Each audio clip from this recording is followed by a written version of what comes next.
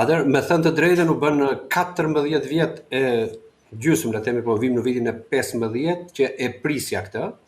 Dhe tani, në rastin e zotit Basha, kam dy gjëra për të thënë publikisht. Numër njëshi është në ditën e njëjtë, pra në datën 20 janar, një ditë përpara protestës, unë isha në të njëjtin televizion ku jemi bashkë sot, dhe isha gazetari tek drejtoria e përgjithshme e policisë, pra përballë Ministrisë Jashtme, ku zoti Basha, pas mbledhjes që patim me policinë për masat e protestës së nesërme, ka thënë shprehmisht përpara gazetarëve, kjo gjendet lehtë në të gjitha arkivat e mediave, gjitha arkivat e televizionit shqiptare. Ka thënë shprehmisht: nesër neve nuk marrim parasysh çfarë do t'ju ndodhi atyre që do bëjnë, që kanë lajmëruar për të bërë akte dhune.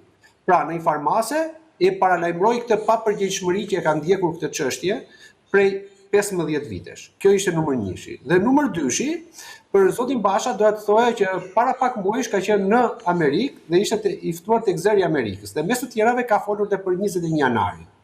Dhe aty, gjatë intervistës, po citoj pak fjalit të tij, tha që fillimisht mua më keq informuan, më thanë tha që janë vrarë policë. Pastaj tha doli që ishin vrarë protestues. Askush nuk u mor me këtë. Tani, le të themi që Basha ishte lajmëruar për çfarë do ndodhte 21 janar, ishte lajmëruar që një ditë më përpara, sepse këtë e ka pohor vetë me gojën e tij. Ndërkohë, 14 vjet më mbrapa, del dhe thotë që mua më keq informuan për çfarë ndodhi. Pra, tani ta sqarojmë, zoti Basha është i paaft, është njëri që e keq informojnë, pra mund ta kishin keq informuar dhe një ditë përpara. Këtë ta ja përgjigjen unë që tani, po dalim tek pyetja tjetër.